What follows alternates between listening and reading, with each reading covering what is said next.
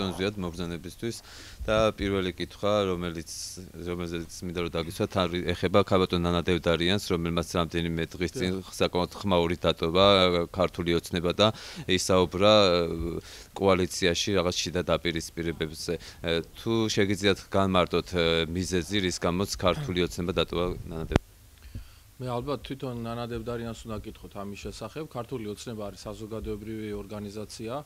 ძალიან ბევრი ადამიანი იკრიბება ქართულ ოცნებაში. მე არ ვიცი ახლა იქ ვინ რა ურთიერთობებში ერთმანეთთან ვის რა წინს ან ვის რა უხარია, მე ვერ გეტყვით ამას, იმიტომ რომ მე მაქვს პოლიტიკურ კოალიციასთან ურთიერთობა, პოლიტიკურ კოალიციაში საქმიანობ.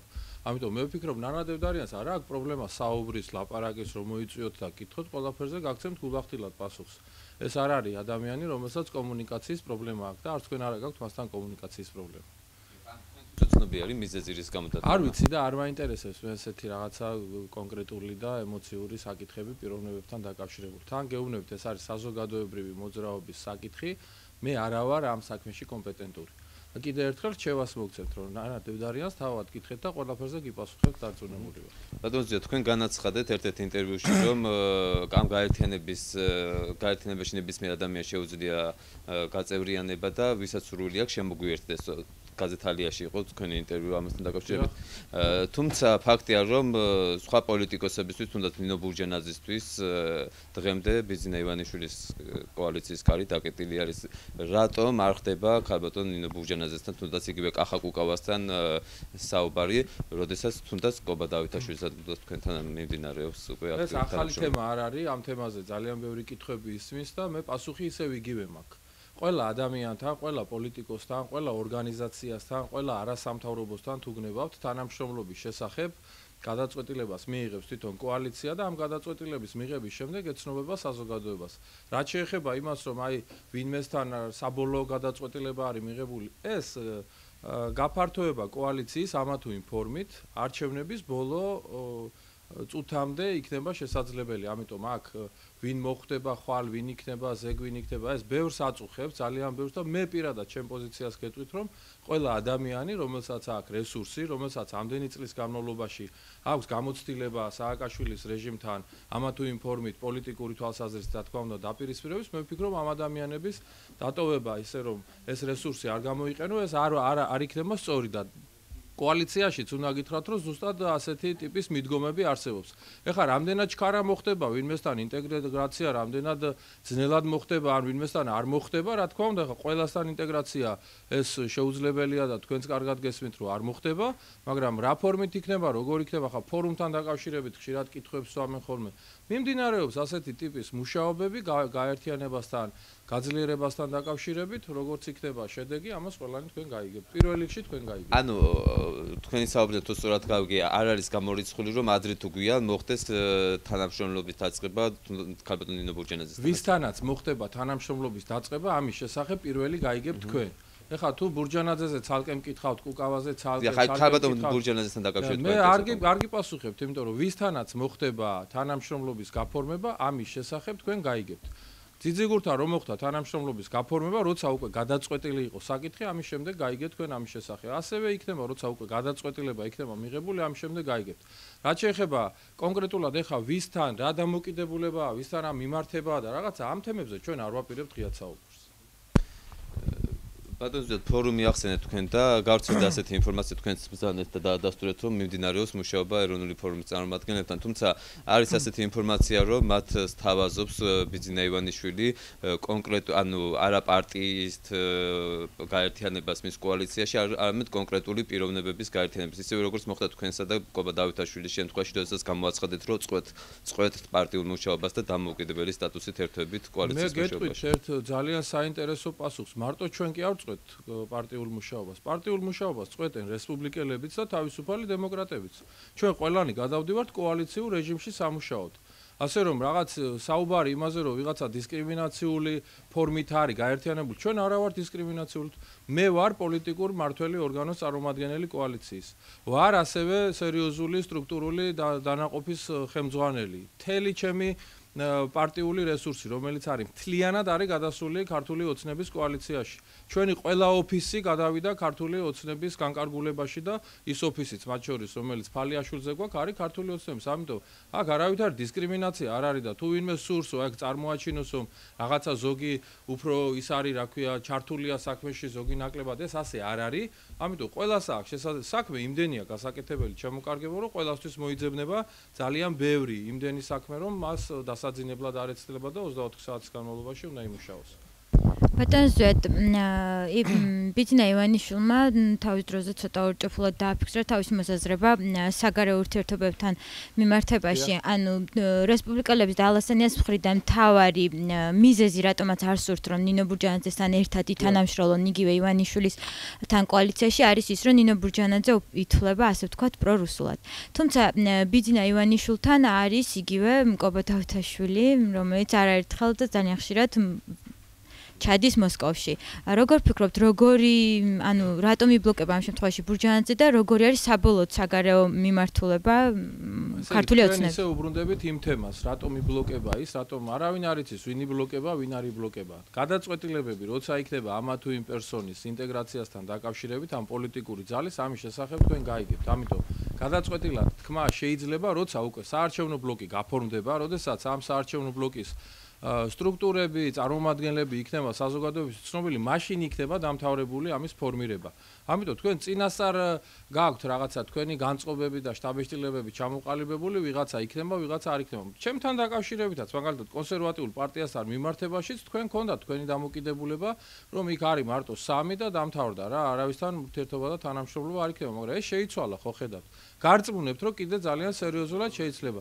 რაც შეეხება საგარეო მიმართულებას, ეს პოზიცია არის დაფიქსირებული, რომ ევროპული სტრუქტურები, ევროინტეგრაცია, ეს არის პრიორიტეტი საქართველოსთვის, ჩვენი ქვეყნისთვის და რუსეთთან ურთიერთობის ნორმალიზებაც ეს არის აუცილებელი. ეს არის ძალიან მარტივად დასანახი და მე ვფიქრობ, რომ აქ რაიმე ტიპის რაღაცა ცვლილებებს ამ მიმართულებით არც უნდა ველოდეთ და ეს არის სწორი და ჩამოყალიბებული ფორმა საქართველოს ხვალინდელი უსაფრთხოებისთვის და მისი ტერიტორიული მთლიანობის აღდგენისთვის, მისი დემოკრატიზაციის გაგრძელებისთვის და ასე შემდეგ. ბატონ ზვია, თქვენ ახლა ბრძანეთ, რომ ევროსტრუქტურებში ინტეგრაცია არის პრიორიტეტი ამ კოალიციის, თუმცა სულ ცოტა ხნის წინ ასე არ თვლით და იგივე ყობა დავითაშვილი თუ არ ვცდებით, თქვენც გქონდათ ასეთი პოზიცია, რომ ნატოში ინტეგრაცია არ უნდა იყოს სხვა რაღაცების ხარჯზე, არ უნდა მოხდეს. ანუ თქვენი პოზიცია რამდენად ემთხვევა საგარეო კურსთან მიმართებაში და ხომ არ შეიცვალა თქვენი საგარეო კურსი ბიძინა ივანიშვილის გამოჩენის შემდეგ? ჩვენი პოზიციები არის სრულიად შეჯერებული თავიდან ბოლომდე, რაც მოგახსენეთ, ეხლა ეს არის ჩვენი პოზიცია და საერთოდ კოალიციურ რეჟიმში მუშაობა იმას ნიშნავს,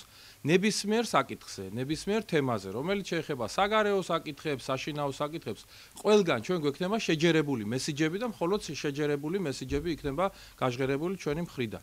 რაც შეეხება კონსერვატიულ პარტიას, აქვს თუ არა რაიმე ცალკე განსხვავებული მოსაზრება, ამას შევინახავ მე ჩემ ცალკე განსხვავებულ მოსაზრებას მომავლისთვის, როცა ცალკე ფუნქციონირების საშუალება იქნება და როცა ცალკე უკვე მიხეილ სააკაშვილის რეჟიმი აღარ იქნება ქვეყანაში და როცა მართლა გვექნება იმის შესაძლებლობა, რომ უკვე სხვანაირი პოლიტიკური ფონი არსებობდეს და სხვანაირი პოლიტიკური სიტუაცია. დღეის მდგომარეობით მე გეტყვით, სანამ მიხეილ სააკაშვილის ხელისუფლება არსებობს, სანამ საპრეზიდენტო არჩევნებსაც არ მოვიგებთ ჩვენ, ყველაფერზე იქნება ერთიანი შეჯერებული მესიჯები კოალიციის მხრიდან და ჩვენ ვლაპარაკებთ მხოლოდ ამ მესიჯების ენით.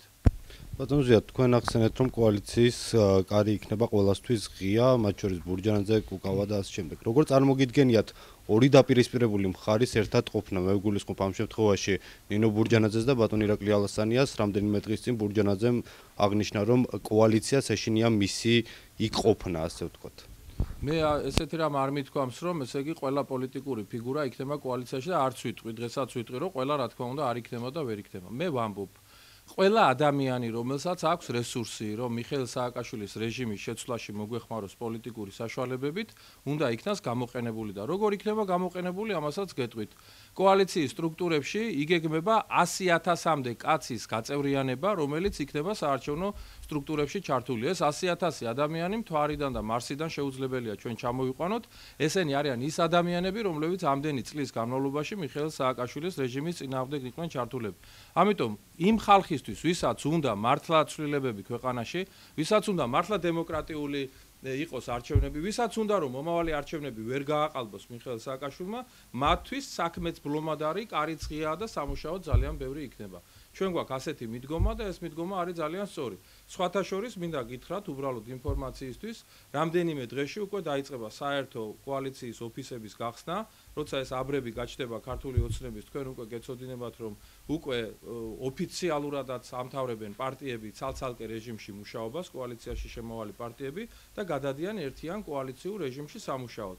ეს არის ძალიან მნიშვნელოვანი და ძალიან აუცილებელი საქმე იმისათვის, რომ ჩვენ უკვე თბილისის რაღაცა შიდა მუშაობებიდან, რომელიც გამალებული მუშაობა მიმდინარეობს, რომ იცოდეთ 24 საათიან რეჟიმში მიმდინარეობს მუშაობა, თბილისიდან უკვე მუშაობები გადაინაცვლებს რეგიონებში, რაიონებში და უკვე ადგილებზე, სადაც დიდი მოლოდინია საქართველოს მოსახლეობის, რომ რა ფორმით მიიღონ მათ მონაწილეობა ამ პროცესებში, რომელიც ბიძინა ივანიშვილის გამოჩენის შემდეგ გახდა ძალიან აქტიური, ამ ადამიანებისთვის უკვე იქნება სრული შესაძლებლობა, რომ მათ იმუშაონ და ჩაერთონ თავიდან ბოლომდე პროცესებში. ანუ თქვენ არ ელოდებით ბიძინა ივანიშვილის პარტიის ჩამოყალიბებას, ისე იწყებთ მუშაობა. ბიძინა ივანიშვილის პარტიის ჩამოყალიბების იურიდიულ თლიან პერიპეტიას არ აქვს გადამწყვეტი მნიშვნელობა. გადამწყვეტი მნიშვნელობა აქვს, რომ პოლიტიკური ფაქტორი არსებობდეს, ბიძინა ივანიშვილი ინტენსიურად მუშაობს თავისი პარტიის ჩამოყალიბებაზე, რამდენიმე დღეში მე ვფიქრობ, მას ექნება სიახლე ამ მიმართულებით და თვითონ გააკეთებს პრეზენტაციას ამასთან დაკავშირებით. რაც შეეხება, რომ ახლა ყველა იურიდიული ნიუანსით, ყველა ესე იგი დეტალით გამართული პარტია იყოს, ეს სავსებით შესაძლებელია არჩევნების დროისთვის უკვე ჩამოყალიბებული იქნეს. მანამდე ეს კოალიცია პოლიტიკური თვალსაზრისით სავსებით შესაძლებლად არის ჩათვლილი, რომ იფუნქციონირებს და იმუშავებს.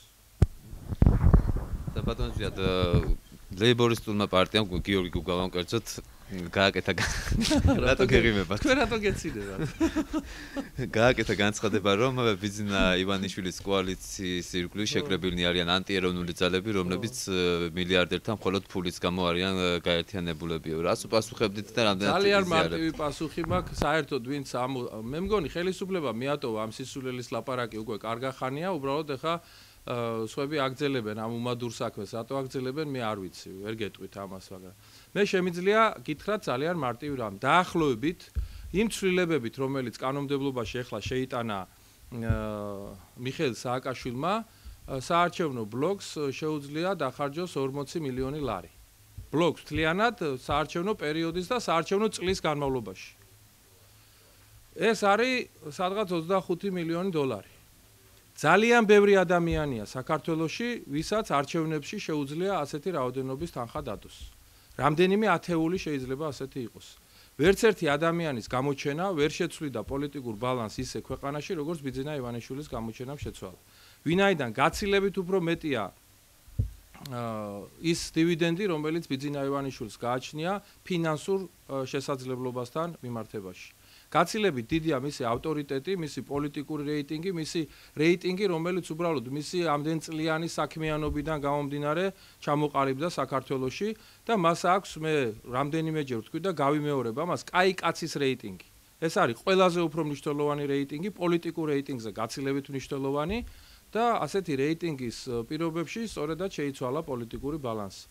რაც შეეხება იმას, რომ ფინანსები არის მთავარი მამოძრავებელი, მე ფინანსებზე მეტს ველოდები ბიძინა ივანიშვილისაგან და კოალიციაში შემავალი პოლიტიკური ძალები. ჩვენ ველოდებით პოლიტიკურ ბერკეტებს, რომელსაც ჩვენ არჩევნების შედეგად ავიღებთ ხელში და ეს არის ნებისმიერი პოლიტიკური პარტიისთვის, ნებისმიერი პოლიტიკური პერსონისთვის გაცილებით უფრო მნიშვნელოვანი რამ, ვიდრე ფინანსები. ფინანსის შოუნა პოლიტიკაში მყოფი ადამიანისთვის ერთ ადგილს ესე იგი გაიუხეშებს, მაგალითად შუბლის ძარღვს შეუძლია ამის გაკეთება და ეს არ არის მთავარი ამოცანა, რის გამოც ნამდვილი პოლიტიკოსები არიან პოლიტიკაში.